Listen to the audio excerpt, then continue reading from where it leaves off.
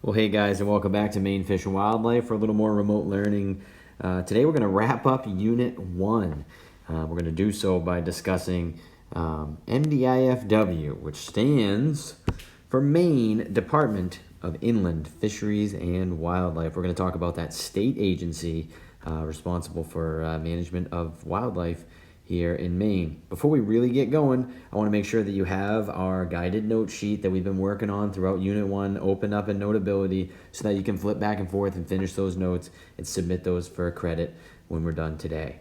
So hopefully you've got that open and you're ready to go. Let's discuss MDIFW. We have to know what that acronym stands for, and that it stands for Maine Department of Inland Fisheries and Wildlife. If we take a look at our note sheet here, we're going to cross out this modern wildlife management piece.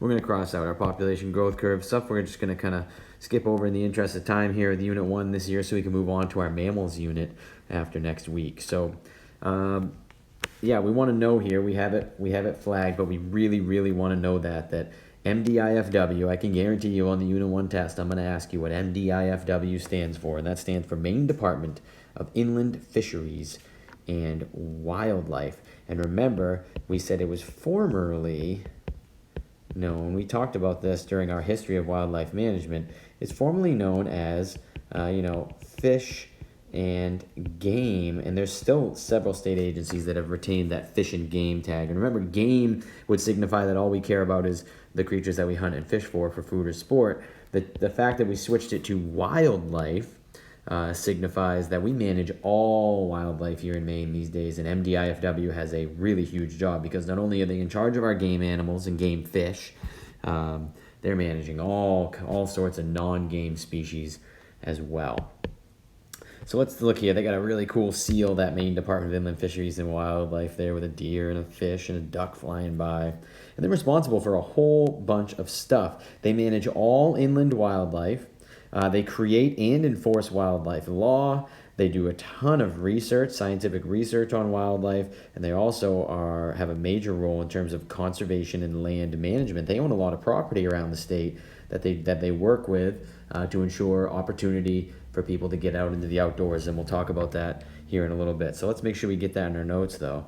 We're going to say inland wildlife management.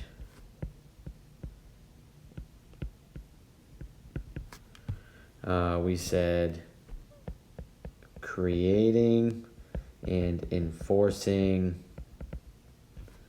law, research, as well as conservation and land management. So there you go. There's the kind of the four main roles of the overall department up there in Augusta, the Maine Department of Inland Fisheries and Wildlife. They do a great job. I'm a huge fan of MDIFW. They have a really important job, in my opinion, that they do so with oftentimes underfunded and with some really great folks working hard with all of our best interests in mind. So let's continue on here, and let's break this large, this big idea of a Department of Inland Fisheries and Wildlife into a couple different bureaus. The first of which is the Bureau of Resource Management. And when I think of these guys, I think of people like wildlife biologists. They're responsible for wildlife management, fisheries management, propagation of fish, meaning they raise and release fish for us to catch. And we'll talk about that when we get to our fish unit. They do a ton of habitat management for us. They set up sanctuaries and wildlife management areas, which we'll see throughout the next couple days. And they do a ton of data collection and research, as well as rules creation. So a biologist would do the research that would determine, what the bag limit for a given species should be, annual or daily bag limit. That's going to be a sustainable way to harvest that creature. They're not in charge of the rules enforcement, but they are in charge of rules creation. And again, we're thinking about people like wildlife biologists. And there you go. We've got that already in there for you. All the different things that the Bureau of Resource Management does. Another quick thing I want to show you here. Inland Fisheries and Wildlife has our state broken into 7 regions. We're sitting down there in Region A, and this is really important because it gives every region its own head fisheries biologist with biologists working under them, as well as a head wildlife biologist And this is really important because Maine is such a varied landscape in terms of wildlife habitat and the creatures we have.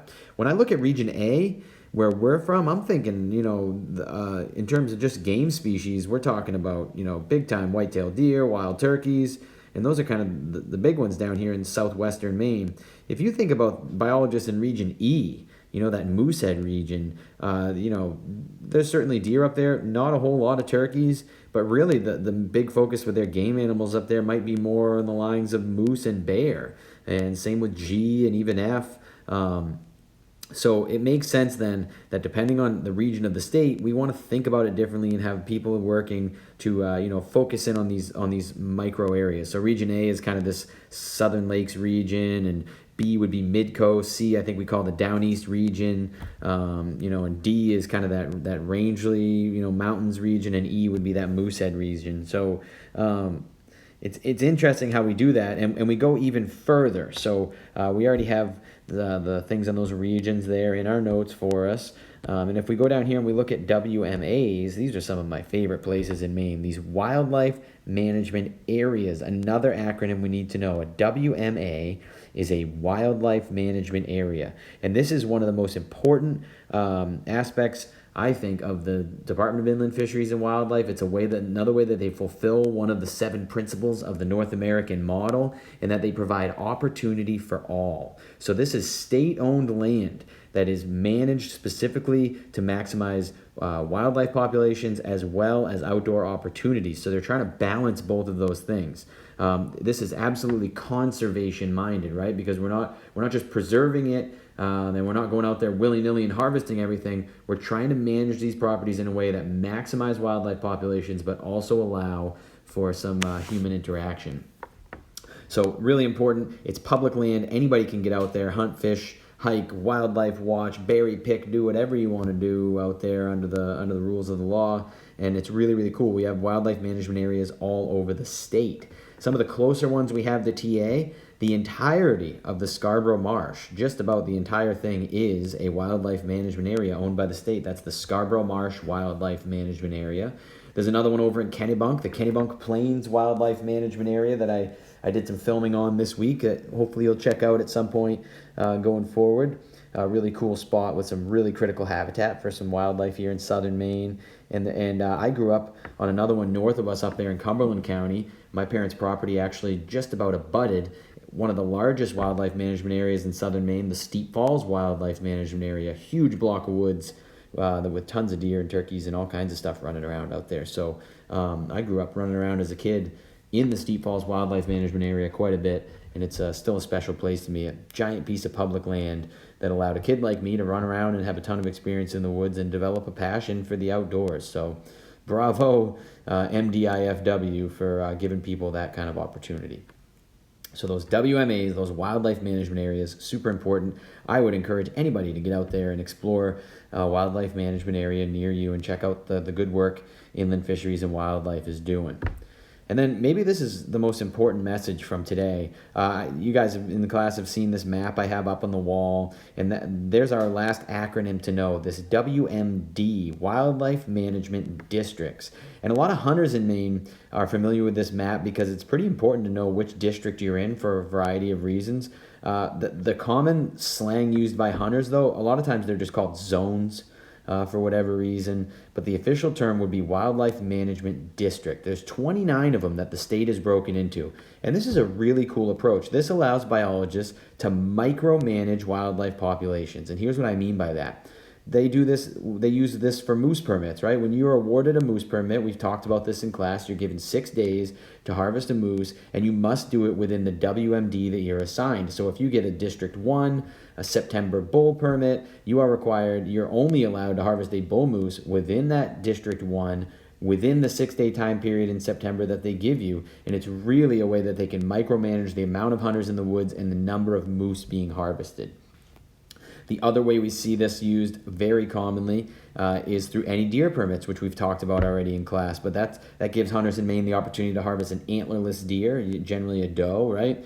And in areas of the state like far northern Maine where there are very, very few deer and we're looking to maximize deer numbers, like District 4, for example, or I can tell you for a fact, District 19, there are very, very few deer. And because of that, there are 0 any deer permits given because they're trying to protect those female deer and allow the population to rebound a little bit. And you compare that to District 21 there with North Saco, where there are piles and piles of any deer permits awarded because our management goals there are different. So it allows us to micromanage our deer herd across the state depending on habitat and population and things like that. And we do the same exact thing with turkeys. Down here in southwestern Maine, we manage turkeys quite a bit differently than way up north, where turkeys are kind of new to the landscape and not super common yet. For example, down here in the fall, in all of those southwestern districts, you're allowed 5 turkeys in the fall, between mid-September and November 7th, I think, is the last day this year. And then, but if you go up north, I think there's some districts that may not even allow fall hunting, or others are only allowed 1 bird in the fall. So they're micromanaging that turkey harvest using these wildlife management districts, and it's a really, really important tool that the state uses. And they rely on people's honesty and ethics for this to all work. So WMD, Wildlife Management District, we want to know that there's 29 of them. And if we look closely, TA, Thornton Academy, is sitting right there in District 24. You can see where the Saco River kind of dumps into the ocean just above where that line goes into District 24 from the number. And that's where Thornton Academy is sitting. We're in that coastal district. The boundary between 24 and 21 is I-95. So when you cross I-95 by the Town Works building there, heading into North Saco on Route 112, you're entering District 21. And that squiggly line between 21 and 20, that's the Saco River. So if you live on the other side of the river in Dayton, you live in District 20. And if you live in Arundel, you could live in either 20 or 24, depending on which side of the highway you live on. So all really important stuff to know. District in Saco, if you live in North Saco, north of the highway, off Jenkins Road, for example, you're out in District 21. And if you live in southern Saco, down the Ferry Road or somewhere down that way, you are living in District 24. So these are all the various districts around the state. Pretty cool stuff. And a fun way to kind of look at how the state micromanages our wildlife. And that all is already there in your notes for you today. Lucky you. And the last thing we want to go over today is instead of the Bureau of Resource Management, we also have the Bureau of the Warden Service, who works for the Maine Department of Inland Fisheries and Wildlife. Our game wardens are employees of the Maine Department of Inland Fisheries and Wildlife. They're law enforcement officials, and they're responsible for rules enforcement, recreational vehicle enforcement, which I often have students who have encountered a game warden when out on their four-wheeler or a dirt bike, and not always the most positive of interaction. Maybe they weren't following the rules. And then they do also a ton of search and rescue, looking for lost people in the woods, and they are very highly trained and good at finding people that are lost in the woods.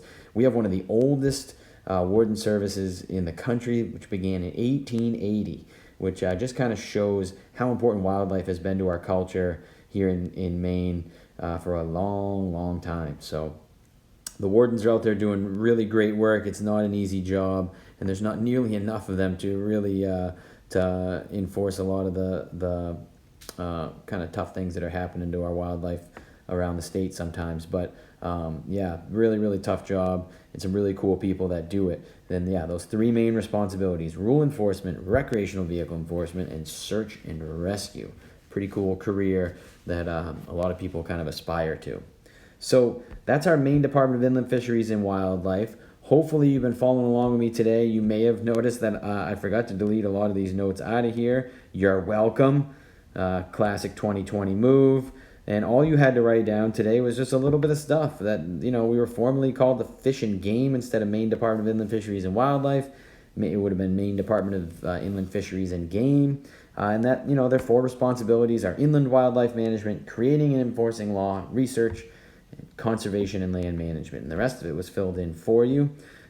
We've got our Unit 1 notes done now. All good stuff. We can start thinking about wrapping up Unit 1 with our test maybe in the near future. So make sure that you screenshot the notes that you completed today. Not a whole lot, maybe that right there. Screenshot that and submit it to the assignment folder, and you'll be good to go for today. I appreciate you tuning in and working hard, and looking forward to seeing you guys in class here in the near future.